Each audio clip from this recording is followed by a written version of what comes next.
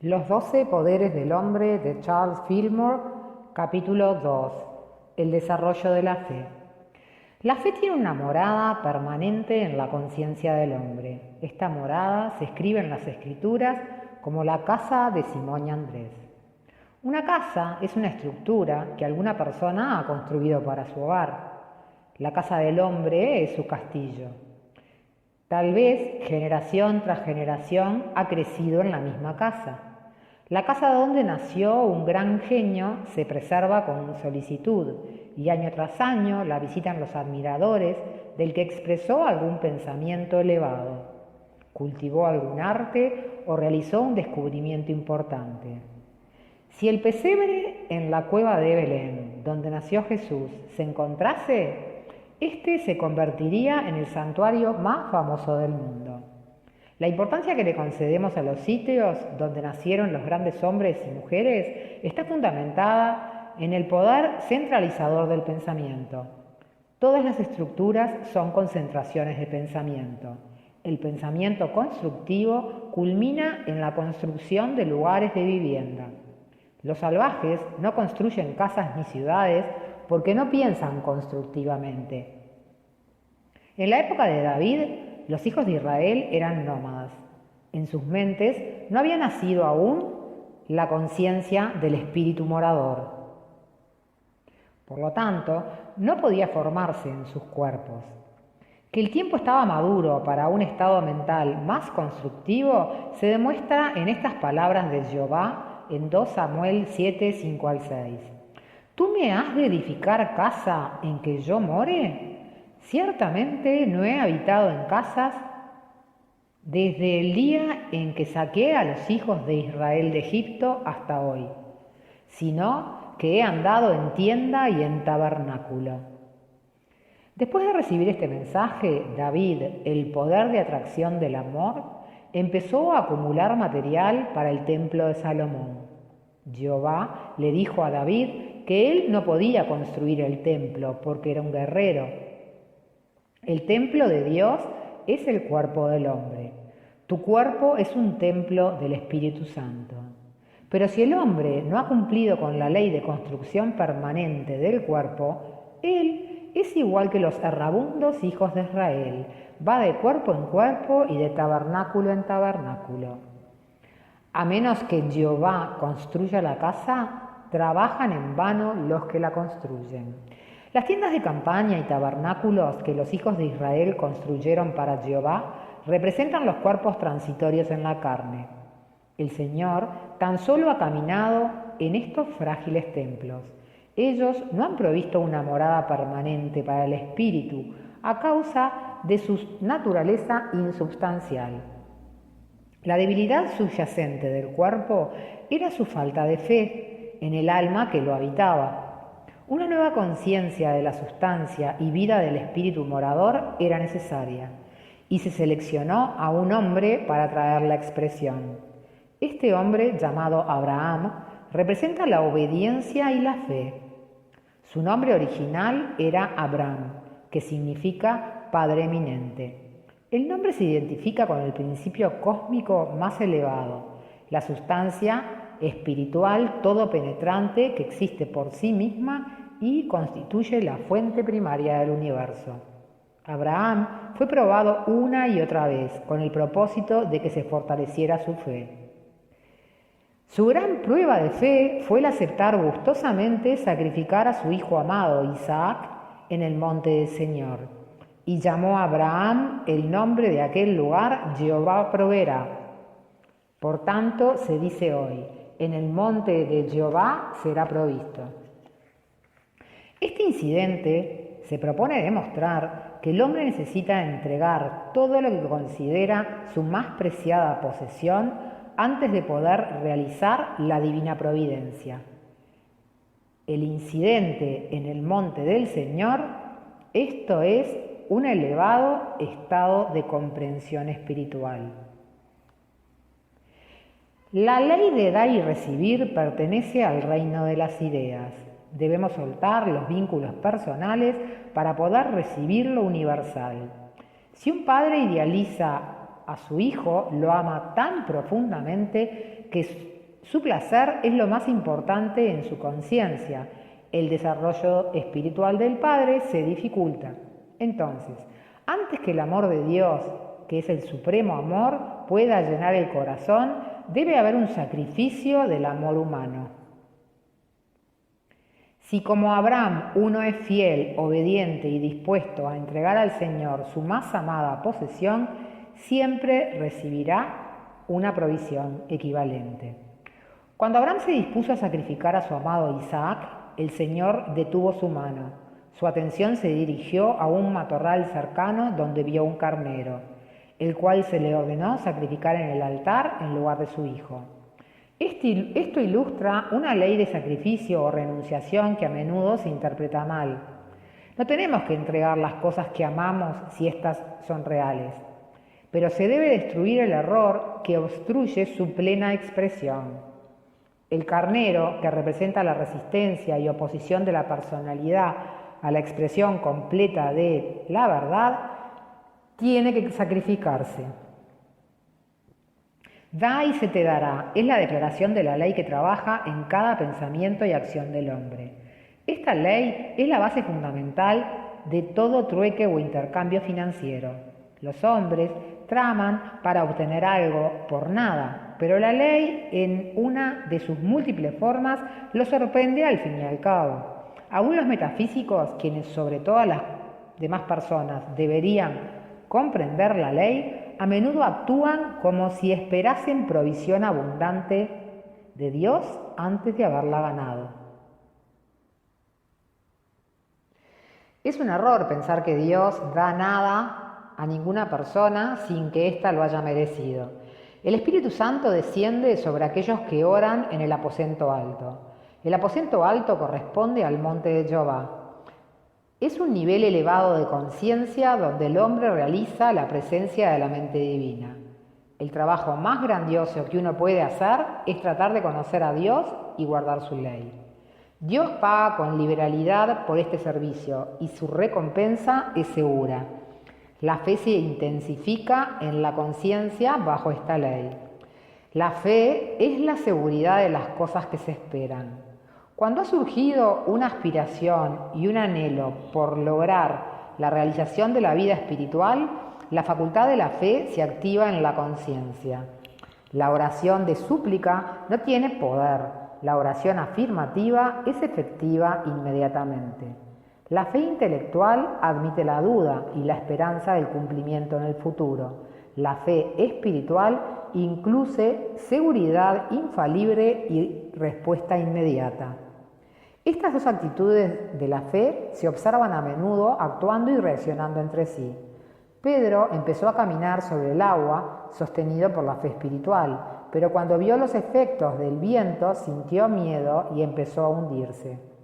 Entonces el Yo Soy, Jesús, le ofreció su mano y con ella su poder espiritual.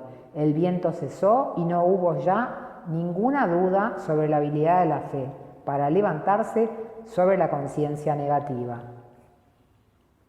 El primero y más grande discípulo de Jesús fue Pedro, quien ha sido aceptado universalmente por los seguidores de Jesús, el Cristo, como un modelo representativo de la fe. Antes de conocer a Jesús, Pedro se llamaba Simón. Simón significa audición y representa la receptividad. Entendemos por esto que al escuchar la verdad en actitud mental receptiva, el camino se abre para recibir un grado más elevado en el orden divino, que es la fe. Jesús le otorgó a Pedro un nombre nuevo y también su significado. Tú eres Pedro, y sobre esta roca edificaré mi iglesia. La fe en realidad de lo invisible construye una sustancia real y duradera en la mente y en el cuerpo. Todas las ideas crecen rápidamente cuando se siembran en esta rica sustancia mental. Jesús también llamó a esta sustancia de la fe tierra y le dijo a Pedro: todo lo que ates, afirmes en la tierra será atado en el cielo, y todo lo que sueltes, niegues en la tierra será desatado en el cielo. En todas sus enseñanzas, Jesús destacó el hecho de que las fuerzas que gobiernan a ambos, el cielo y la tierra, están presentes en el hombre. El reino de Dios está dentro de vosotros. Toda autoridad se me ha dado en el cielo y en la tierra. ¿No está escrito en vuestra ley? Yo dije, vos sois dioses. Cuando comprendemos la omnipresencia del Espíritu, Dios, muy pronto vemos cuán verdadera y sencilla es esta hermosa doctrina de Jesús. Hay solamente una fe genuina. La venida de expresión determina la firmeza y el poder de la fe. La confianza es una clase de fe más barata, pero mejor que la desconfianza. Por regla general, las personas que solamente confían en el Señor no comprenden toda la ley. Si tuvieran una mayor comprensión, afirmarían la presencia y el poder de Dios hasta que la pura sustancia del Espíritu surgiera en su conciencia. Y esta es la fe establecida en una roca. Las palabras de fe deben expresarse tanto en silencio como audiblemente. El poder de la palabra hablada se comprende muy poco porque la ley de la palabra no se cumple correctamente. La palabra es la idea creativa en la mente divina, la cual el hombre puede expresar cuando ha cumplido la ley de expresión. Todas las palabras son formativas, pero no todas son creativas. La palabra creativa se apodera de la sustancia y del poder del espíritu. La ciencia física alude a esta sustancia y energía interior en su descripción del poder casi inconcebible, inherente en el éter universal. Se nos dice que las fuerzas manifestadas, tales como el calor, la luz, la electricidad, son solamente leves manifestaciones de un elemento omnipresente que es miles de veces mayor que todas estas débiles expresiones. La radiodifusión está abriendo un nuevo campo de actividad en el uso de la palabra hablada. Un artículo periodístico sobre el teléfono inalámbrico dice: ¿acaso sabe usted que una sola palabra pronunciada en la parte baja de Broadway, Nueva York, en el medio de los rascacielos, podría romper todos los cristales de los edificios adyacentes y crear un disturbio que se sentiría a 1 milla de distancia en todas las direcciones? La voz humana transformada en energía eléctrica para la transmisión inalámbrica desarrolla 270 caballos de fuerza. El poder de 10 hombres es igual a 1 caballo de fuerza. La voz humana electrificada para propósitos de comunicación inalámbrica es equivalente al poder de 2.700 hombres. En los diversos procesos que multiplican una voz para transmisión radial a través del Océano Atlántico, esta se convierte en 135.000 veces más poderosa que cuando la pronunció la persona que envió el mensaje. Por lo tanto, comenzando con una energía inicial de 1/1000 de un vatio eléctrico, la voz se incrementa por una poderosa estación radiodifusora hasta que se intensifica 100 millones de veces. Si la palabra hablada se puede intensificar mecánicamente 100 millones de veces, ¿cuánto mayor será su poder cuando se acelera por el Espíritu? Cuando Jesús dijo en alta voz a Lázaro, ven afuera, él tuvo que haber establecido contacto con la palabra creativa a la cual se refirió Juan en el capítulo 1 de su Evangelio, porque los resultados demostraron su naturaleza dadora de vida. Cuando él sanó al criado de Centurión a través de su palabra difundida por corrientes invisibles, él dijo que el trabajo se había hecho por fe. Por lo tanto, la fe debe intensificar la palabra hablada mucho más de 100 millones de veces, según la evidencia que demuestran estos maravillosos resultados. Que la palabra fe tiene una fuerza interna y que esta fuerza se precipita hacia adelante y produce transformaciones extraordinarias en el mundo fenomenal es el testimonio de miles que han presenciado sus resultados.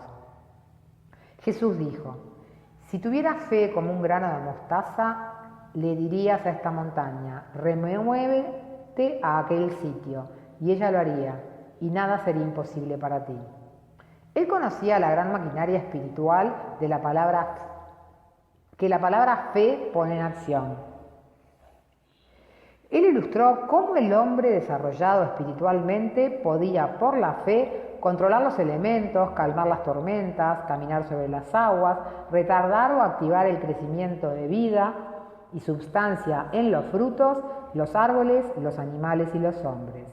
Los pesados dínamos que generan la electricidad para iluminar una casa, para iluminar una gran ciudad, se encienden por el toque leve de un botón. Hay un botón en la mente del hombre que a través de la fe se conecta con la energía todopoderosa. Cuando la palabra de fe se dirige a los grandes tumores y ellos se disuelven, ¿acaso la transformación no es igual a la remoción de montañas? Cuando un miembro paralizado o un órgano sin vida se acelera y se restaura a su funcionamiento natural, ¿no es ese avivamiento una resurrección? No es necesario que el que oprime el botón de la fe entienda la maquinaria complicada en la cual se hace contacto. Él sabe, como el que oprime el interruptor eléctrico, que la luz o el poder surgirá al instante. El centro de la fe, la glándula pineal, abre la mente del hombre a la fe espiritual. Tan solo el afirmar la actividad de este poder superior lo acelera en conciencia. Jesús dijo, yo no hablo por mi propia cuenta, sino el Padre, fe, que mora en mí, hace sus obras. Los transformadores de electricidad se comparan con el poder transformador de la mente. Es un axioma aceptado en psicología que si un hombre cree sensatamente que él puede hacer una cosa, finalmente encontrará la manera de hacerla.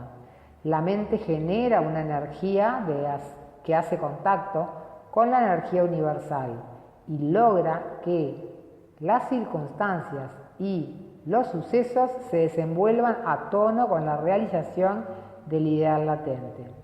Juan vino clamando en el desierto del pensamiento mortal, arrepentíos, esto es, cambiad vuestras mentes.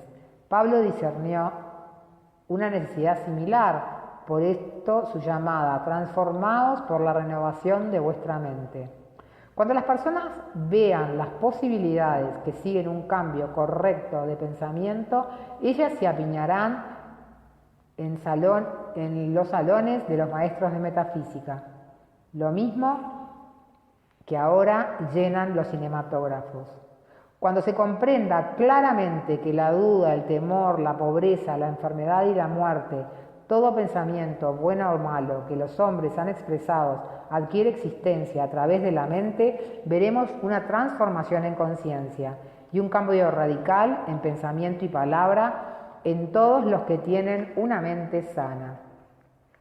Entonces buscaremos la fuente verdadera y la encontraremos. Como Pablo cuando dijo, tened en vosotros la misma mente que estaba en Cristo Jesús. No fue que Jesús, sino la mente en Jesús la que ejecutó las grandes obras. Él fue el centro de la fe que transformó las poderosas fuerzas creativas del ser, las cuales están activas en el universo a través de la mente y el cerebro del hombre, en una clase de fuerza que podría usar en su ambiente.